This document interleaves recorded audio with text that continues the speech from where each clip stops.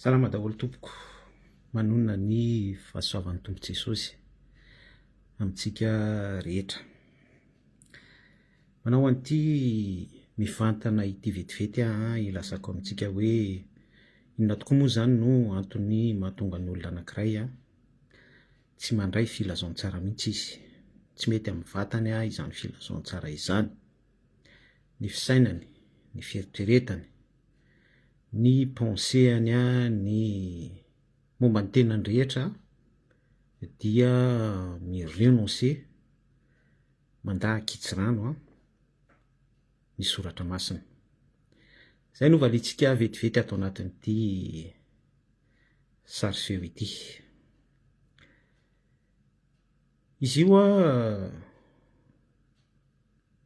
ny antony mahatonga an'io fandavana ankitsy rano be fahatany ny filazaon-tsara io dia satria ny vatan'ilay olona mihitsy deja sika rehetra tao anatin'izany daholo nateraka tao anatin'ny ota. Davida mpanjaka ny témoigner an'izany mihitsy izy hoe tamin'ny ota no niterahana ao izy Davida nefa fantatsika tsara fa ny soratra masina dia ny atitrehany Davida mpanjaka mihitsy hoe olona araky ny foko, zany hoe nisy mihitsy zany fanokanana avy any an-danitra nivoaka tamin'ny vavany raitsi-to hoe araka ny fon'Andriamanitra Davida mpanjaka. Misy détail be zay aloha tiako potsirina amintsika fa raha vao miteny an'izay mantsy dia ny penséan'ny olona dia hoe Davida nandavo any Batseba, Davida niosin-drà namono olona, Davida sy ny adalany araka ny fon'Andriamanitra, dia miderape ao anatin'izay ny interprétation an'ny olona maro. Iverenako ilay loha hevitra teo hoe inona mahatonga ny vatan'ny olona anankiray imperméable amin'ny soratra masina, mahatonga ny olona anankiray mandahakitsy rano ny fiasan'ny baiboly. Ny valin'izay raha toko rakorsy mahitsy be dia satria ilay fanoloran-tena mihitsy no tsy nandehanan'ilay olona. Ohatrany hoe izay fanoloran-tena izay, io fanoloran-tena io dia mampanaiky mihitsy aloha ny momba ny tenan'ilay olona. Mampanaiky ny tenan'ilay olona tsy mijanona fotsiny amin'izay hoe mampanaiky ny tenan'izay, fa amin'izay le hoe mampanaiky ny tenan'izay ilay olona dia misy zavatra renoncer be da be any anatiny any. Misy zavatra tena hoe hitodiany, ariny, tsy virenany tsony. Ary io lay discernement jaune tamin'ny Jona mpanao batisa, tamin'ny fariseo rehefa miazakazaka hoe zay koa mba ataovy batisa, dia ozy Jona mpanao batisa hoe mamoazy aloha vomendrika fibebahana, mamoazy aloha vomendrika fibebahana. Dia ao anatin'izay le hoe vomendrika fibebahana izay par rapport amin'ny zavatra resantsika eto hoe tsy apta mihitsy ny olona anankiray hanolo tena ho an'ny filazaon-tsara, tsy prety mihitsy hiasan'ny fanamasina, satria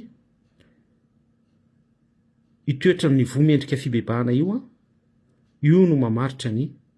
fanoloran-tena amin'ny olona anankiray. Zany hoe ny olona anankiray vonona hanolo tena ho an'i Jesosy Kristy, arak'ilay définition tsotsotra niresantsika teo hoe manary, mirenoncer, mihodina amin'ny zavatry ny tany sy ny zavatry ny nofo niterahana antsika, sika rehetra ao atao anatin'izany, sika izay mibebaka tamin'ny fahotantsika, nanaiky fampanota, nateraka tamin'ny ota, ny torotoroana tamin'ny ota, manomboka any amin'ilay resaka rasy adamika namoronana antsika, dia conscience consciente amin'izany. Ary rehefa nandray an'i Jesosy Kristy isika, miasa tao anatsika ny fanahy masina, dia tsapatsika mihitsy ny mahampanota-tsika. Io tsy le resaka hoe laingalainga madinidinika sy lay hoe fitapitaka isan-karazany, fa tena hoe fahatsapanany am'le hoe soitin'ilay tao amin'ny sahany edena. Zay tena important be zay raha ohatra ianao mbola tsy mahatsapan'izay le hoe avy tamin'ny Adama sy Eva mihitsy zany nisy an'ilay lien, nisy an'ilay ota lasa mpanapaka ny anatintsika, de amin'ny alalan'ny fandraisana an' Jesosy Kristy taorian'ny asa be da bean'ny filazantsara sy ny fanahy masina, izay tsy conscient am'izany de mila mametra-panontaniana izy hoe tena nanolo tena ho an' Jesosy Kristy marina ve? Satria rehefa manolo tena an' Jesosy Kristy isika, miasa amintsika ny fanahy masina, miasa Jesosy Kristy, miasa ny soratra masina, mamono ny fakanota rehetra ao anatsika, de miteraka fahatsapatena sy conscience atao anatsika izay ka mahatonga atsika andeha araka ny soratra masina sy araka ny filazantsara. Ka be da be ny olona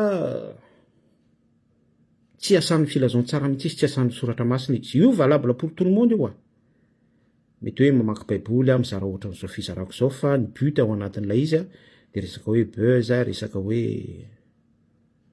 resaka hoe followers, resaka ihany koa hoe développement personnel. Misy ny olona mamokatra thérapie izy amin'ny alalan'ny filazantsara, zadino zany hitanareo le resaka hoe ataovy amenina ireny, thérapie selon an'ny filazantsara ireny, zany hoe makatoky sy andininy ao amin'ny baiboly inona ny mety par rapport amin'ny situation n'olona anankiray. Zay zavatra zay nefa tsy avy amin'Andriamanitra fa avy amin'ny fisainantsika olombelona. Zany le détail tiako foana ampitaina amintsika amin'ny fifampizarana eto amin'ny filazantsara, eto amin'ny pejy. Satria sika raha vao amin'ilay fisainantsika de tsy misy fanasitranana ao anatin'izany, ary surtout tsy misy lalana misokatra ho amin'ny fiainana mandrakizay. Zay ny tena important zay, salut famonjena. Fa resaka fotsiny hoe arak'le niteneniko teo hoe thérapie de resaka hoe mampamahazo aina, resaka hoe mampilamin-tsaina, zany tsy zavatra ratsy zany mampilamin-tsaina, resaka zavatra hoe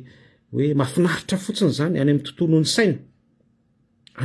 saina, de mahazo aina ny vatana après. Zay fotsiny le izy. Fa ny butin'Andriamanitra tsy toy nefa ny antony nandefasany an' Jesosy Kristy, ny tenin'Andriamanitra, baiboly, ny témoigner ny asa nataon'i Jesosy Kristy, ny filazantsara sy ny zavatra ho avy, zay nambarany tamintsika ny fanambarana ny apokalipsy zany, sy zay ambarany fanahy ankoatra. Ny butin'Andriamanitra amin'izany rehetrarehetra zany de hoe ny dévoilentsika ny fiainana mandrakizay, ny tontolon'ny mystère miafina ao an-danitra ao sy ny plasitsika ny amin'ny satroboninahitrytsika, zany rehetrarehetra zany. De mila zany isika conscient, mila zany isika manana maso misokatra, manana fahatsapana ara-tsaina sy fahitana mibitsika mihitsy any amin'ny tontolo ara-panahy, any amin'ny tsita maso par rapport amin'izany zavatra andresantsika faran'izany. Ka ny mampanay aloha sy ataoko hoe zava-doza de hoe lay olona nefa tsy manaiky iasan'ny filazantsara satria ny vatany dia imperméable, impénétrable. Fanazavaintsika teo hoe satria tsy mamofo mendrika fibebahana, zany hoe any amin'ilay fibebahana mihitsy tsy manao palay olona, tsy manao palay olona. De zay mahatonga an'ilay filazantsara tsy miasa mihitsy eo amin'ny fiainan'ilay olona. Oro anefa Andriamanitra tsy toa Jesosy Kristy ny fanahy masina, ny ray tsy toa, ny mpanompon'Andriamanitra tsy toa, zay nomeny ny fanomezam-pahasoavana, dia kitokitokitoko foana ao am-pony ny tsiraray par rapport amin'ny zava-misy iainany andavanandro, ohatrany hoe ny fikorontanana ara-politika eto Madagasikara zao. Misy apelina n'Andriamanitra foana ao anatin'ireny, ary maneho Andriamanitra tsy toa ale voara hoe pourquoi malgré hoe miaramila mitambasy zany no nandrombaka ny fahefana niaraka tamin'ny génération Z, sous parenthèse hoe mpiteny ratsy ohatrohatran'izany. Fa à la tête tao ambadik'izay kisary zay mpiandry lay miaramila, zany hoe misy an'izay le hoe semence salut famonjena zay foana zany manapaka eo ambonin'ny zavatra rehetrarehetra, zay le hoe ny zavatra rehetra miara-miasa. Tiako tenena amin'izay de hoe misy foana izany ilay appel sy tokitoky avy amin'Andriamanitra tsy toa hoe mbola micontrôle ny situation foana izy. Dikan'izay de hoe pourquoi hoe mpiandry zanaka FLM. Après za tsy miditra détail amin'ny parcours spirituel ny colonel Michael izy mivady sy ny mpiandry FLM. Fa ny azy zany tiako asongadina amintsika de hoe ilay sofla zany jesosy kristy filazantsara ambadika ny zavatra miseho misy trompeta foana zany manaitra ny tsiraray eo amin'ny fiainany any ilay fizarana tia ny soratra masina apetraka amintsika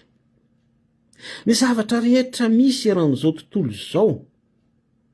jereo fotsiny niady any Moyen-Orient impliqué foana ny zanak'Israël dikan'izay hoe impliqué ny Israël vahoaka Hébreo dia mazava ho azy fatatsika ny rôle n'zany hoe fiangonana Hébreo zany nanomboka tany amin'ny testameta taloha hatrany amin'ny vavahady 12 tsy maintsy mbola amin'ny anaran'ny mpianatra amin'ny anarana Israël misy hevitra ara-panahy ihany koa izay any bokin'ny Genesis le hoe Israël de hoe izay nitolona tamin'Andriamanitra bon tiana tenenina amintsika amin'izany de hoe ny zavatra rehetra miseho amin'ny fiainatsika de misy an'io appel an'Andriamanitra io foana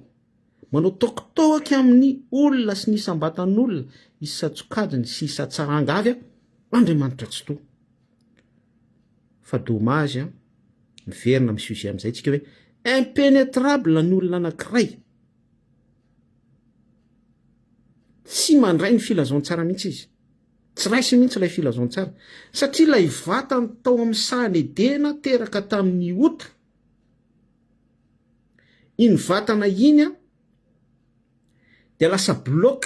mialatsina hiteny an'ity hoe lasa bloc ohatra hoe misy ny bloc de glace fa lay olona mihitsy zany isika zay mbola tsy nanolotra ny tenatsika tsy niditra tamin'ilay pa hoe mamoaza vo mendriky ny fibebahana de isika zany mialatsina hiteny hoe blocna ota mivainganota vonganota zany de satria ohatrany hoe vonganota ohatrany hoe misy bolongam-bato anankiray de raha anodina ny bolongam-bato iny isika hoe ho lasa ciment ho lasa poudre na tsy fantatro zay ilaitsika anazy de tsy maintsy pitehana décortiquena mihitsy torotoroana potipotehana de tahaka an'izay ihany koa ilay kisary andrasan'ny Andriamanitra amintsika hoe isika ihany koa de misy pazany ataontsika asa ataontsika amin'ny tenatsika zay le nitakiany Jona mpanao batisa tamin'ny fariseo par discernement mamoaza aloha vo mendrika ny fibebahana dikan'izay dia mila conscience zany tsika par rapport amin'ny appel izay mety ho fiatsika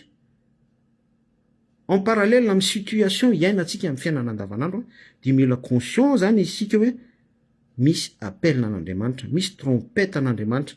misy antson'Andriamanitra misy fanambaran'Andriamanitra misy Andriamanitra manao audio indro ao mandondona ao ambaravarany fonareo raha misy miainy ny feoko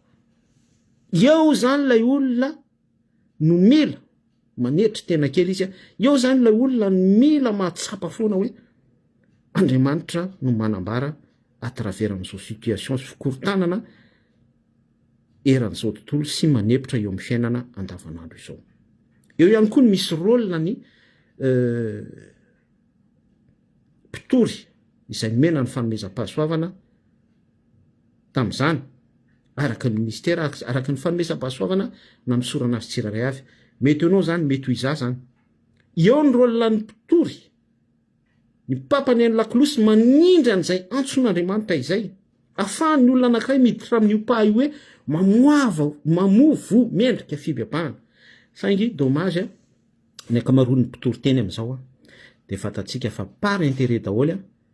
manao intéressé daholy manao buzz daholy miverina amin'le zavatra andresantsika teo hoe maka toko sy andinina eo amin'ny baiboly de sanatr'in'izany lasa thérapie ny soratra masina atao fotsiny zay ampifalifaliana ny olona sy androtsorotsiana ny olona anomezana plaisir ny olona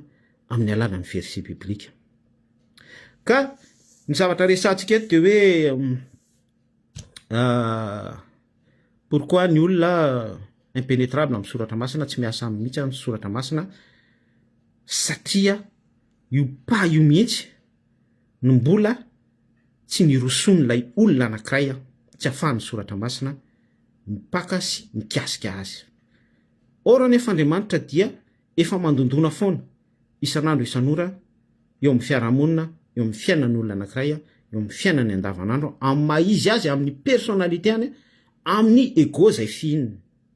ka eo zany ny milina tonga saina ny olona anankiray zany hoe raha mandre an'izao antso zao zany ianao de ataova analizy kely ny fiainanao mandini tena hoe inona zany lay olana miseho amiko, inona lay fifaliana iainako, inona lay eritreretiko fa abondance fitahiana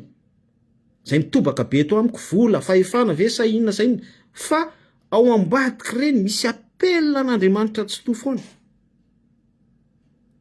misy sonnette d'alarme, misy trompette maneno ho an'iny olona iny ka par ka io. De za zany manentana atsika hoe enoy izay feo zay, enoy izay fanairana zay, enoy izay lakolosy zay. Raha mandre an'izao fizarako zao ianao, dia itodio ny filazon-tsara, ataovy ny rapport amin'ny teny ny soratra masina, manatona mpanompon'Andriamanitra, dia toy ny hoe manao évaluation anao miaraka na ianao irery ihany ara, fa manolora tena fotsiny amin'i Jesosy Kristy hoe tia fantatra ny ao ambadiky zao zavatra miseho amin'ny fiainako zao ao hoe bitsio ao Andriamanitra tsy toa amin'ny alalan'ny famanginao, ain'Andriamanitra izany, ain'Andriamanitra ny zavatra rehetrarehetra. Io tsy mila hoe zavatra exploit be, tsy mila hoe conférence be, tsy mila hoe zavatra mamela manjelanjelatra be vo afaka ho fantatra sy ho azonao lay fiasan'Andriamanitra ao ambadiky zany, fa ianao mihitsy no miditra amin'izay pa zay, ary zay ara ny tena hoe takian'Andriamanitra kokoa, zay ary ny tena andrasan'Andriamanitra kokoa, fa za tena mipromettre aminao selon ny expérience à travers amin'ny Baiboly, fa izay pa zay hoe initiative anao mihitsy no nandehananao tamin'izay etaeta izay ara ny tena mahakasika kokoa ny fon'Andriamanitra hiasa amin'ny fiainanao sy aneo ny tena sitrapony sy ny tena fanambarany aminao. Fiainy dia raha tianao ny ho voakasiky ny filazon-tsara, tianao mba hiasa eo aminao zany asan'ny fanahy masina izany, ny soratra masina Jesosy Kristy, dia io pa io sous forme hoe mamovo mendrika fibebahana, fietretena, mamantatra ny appel an'Andriamanitra sy ny sonnette d'alarme zay ampanenon'Andriamanitra eo amin'ny fiainanao.